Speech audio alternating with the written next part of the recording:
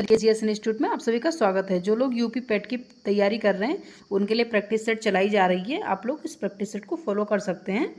चलिए देखते हैं पहला क्वेश्चन है, काकरापार परमाणु विद्युत संयंत्र भारत के किस राज्य में स्थित है?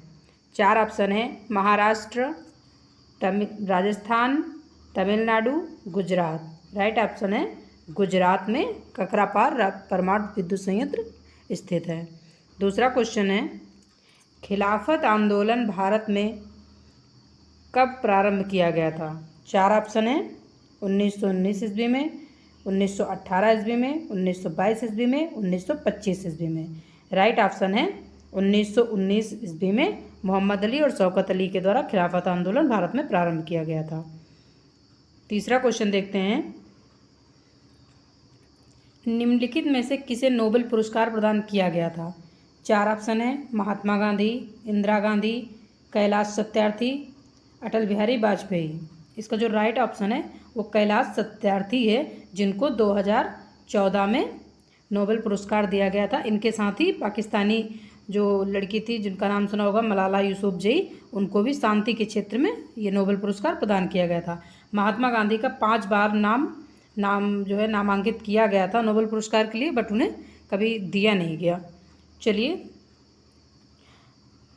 चौथा प्रश्न देखते हैं, निम्नलिखित में से किस मंदिर को विदर्भ के खजुराहो के रूप में जाना जाता है? 4 ऑप्शन है, मार्कंडेश्वर, कैलाश, मनुदेवी, भीमाशंकर। राइट ऑप्शन है मार्कंडेश्वर को विदर्भ के खजुराहो के रूप में भी जाना जाता है। पांचवा क्वेश्चन है, आईएनए के अधिकारियों पर मुकदमा चलाया गया था। 4 ऑप्शन है, लाल किला दिल्ली में, ग्वालियर फोर्ट में, आमेर फोर्ट जयपुर में, आगरा फोर्ट में। राइट ऑप्शन है लाल किला दिल्ली में आईएनए के अधिकारियों पर मुकदमा चलाया गया था। छठा क्वेश्चन देखते हैं, निम्नलिखित में से किस नदी के ऊपरी भाग में मीठा जल तथा परंतु निचले भाग में खारे जल का प्रवाह मिलता है? 4 ऑप्शन है, बराक नदी, लूनी नदी, घग्गर नदी, इनमें से कोई नहीं। राइट ऑप्शन है लूनी नदी में जो है ऊपरी हिस्से में यहाँ पे मीठा जल, और जब नीचे उतरती तो इसका जल खारा हो जाता है, राजस्थान। चलिए नेक्स्ट क्वेश्चन देखते हैं, प्रश्न नंबर 7, निम्नलिखित में से कौन अपने भ्रंश घाटी प्रवाह के लिए प्रसिद्ध है? 4 ऑप्शन है, चंबल, दामोदर, गंडक और रामगंगा। राइट ऑप्शन है दामोदर। 8वां प्रश्न देखते हैं, नेटिव मैरिज एक्ट किस वर्ष पारित किया गया था? 4 ऑप्शन है, 1870 ईस्वी में, 1872 ईस्वी में, 1874 ईस्वी में, 1876 ईस्वी में। राइट ऑप्शन है 1872 ईस्वी में नेटिव मैरिज एक्ट लाया गया था। इसके तहत लड़कियों की उम्र 14 वर्ष तथा लड़कों की उम्र 18 वर्ष विवाह के लिए निर्धारित की गई थी, और इसी में अंतर्जातीय विवाह को भी मान्यता दी गई थी, और इसमें बहुपत्नी विवाह को प्रतिबंधित कर दिया गया था। चलिए नेक्स्ट क्वेश्चन देखते हैं, प्रश्न नंबर 9, निम्नलिखित में से किसे जैव मरुस्थल की संज्ञा दी गई है? 4 ऑप्शन है, चंबल नदी, दामोदर, गंडक, रामगंगा। राइट ऑप्शन है दामोदर नदी को जैव मरुस्थल की संज्ञा दी गई है। 10वां प्रश्न देखते हैं, निम्नलिखित प्राकृतिक प्रदेशों में किसे बड़े शिकारी की भूमि के नाम से जाना जाता है? 4 ऑप्शन है, शीतोष्ण घास का मैदान, उष्णकटिबंधीय मानसून का प्रदेश, उष्ण रेगिस्तान और उष्णकटिबंधीय सवाना प्रदेश। राइट ऑप्शन है उष्णकटिबंधीय सवाना प्रदेश को बड़े शिकारी की भूमि के नाम से जाना जाता है। 11वां क्वेश्चन देखते हैं, इकोसिस्टम के संबंध में क्या सत्य है? 4 ऑप्शन है, प्राथमिक उपभोक्ता उत्पादक पर न्यूनतम रूप से आश्रित हैं।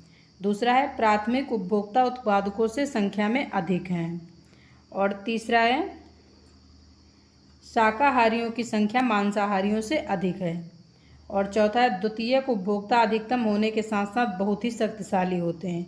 इसका जो राइट ऑप्शन है, शाकाहारियों की संख्या मांसाहारियों से अधिक होती है, ये इकोसिस्टम का सत्य तथ्य है। 12वां क्वेश्चन देखते हैं, मानव गतिविधियों से परिवर्तित पर्यावरण कहलाता है? 4 ऑप्शन है। नैसर्गिक पर्यावरण, एंथ्रोपोजेनिक पर्यावरण, शहरी पर्यावरण, आधुनिक पर्यावरण। राइट ऑप्शन है एंथ्रोपोजेनिक पर्यावरण। मानव गतिविधियों से प्रभावित परिवर्तित पर्यावरण होता है, उसे एंथ्रोपोजेनिक पर्यावरण कहते हैं। 13वां क्वेश्चन देखते हैं। निम्नलिखित में से कौन सा वायु प्रदूषण के जैविक सूचक का प्रसिद्ध उदाहरण है? ये क्वेश्चन बहुत बार पूछा गया है, आप लोग देख सकते हैं। पहला है लाइकेन, मेथिल मर्क्यूर गुलाब का पौधा, और चौथा है सूरजमुखी का पुष्प। राइट ऑप्शन है लाइकेन को जो है जैविक पर्यावरण प्रदूषण माना जाता है। 14वां क्वेश्चन देखते हैं। अंतर्राष्ट्रीय सौर संगठन ISA का मुख्यालय वर्तमान में किस स्थान पर है? 4 ऑप्शन है। पेरिस, नई Delhi, Gurugram, New York. Right option है गुरुग्राम। 15वां क्वेश्चन देखते हैं। निम्नलिखित में से किस पदार्थ में कैल्शियम विद्यमान है? 4 ऑप्शन है। चीनी मिट्टी, corundum, gypsum, talc. Right option है जिप्सम। 16वां प्रश्न देखते हैं। निम्नलिखित में कौन सा पदार्थ प्रोटीन नहीं है? 4 ऑप्शन है।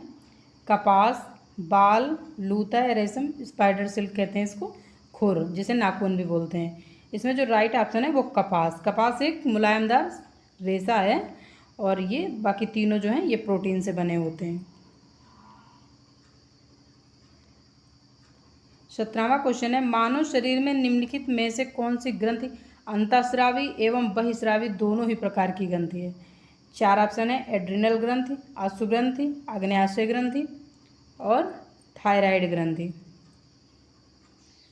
राइट ऑप्शन है आग्नेयाशय ग्रंथि।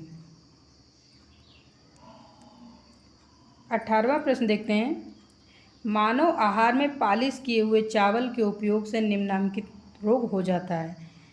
देखते हैं। पहला है बेरी बेरी, दूसरा है घेंघा, तीसरा है रतौंधी और चौथा है वर्णांधता। राइट ऑप्शन है berry berry. Berry berry polish किए हुए चावल से ये रोग हो जाता है।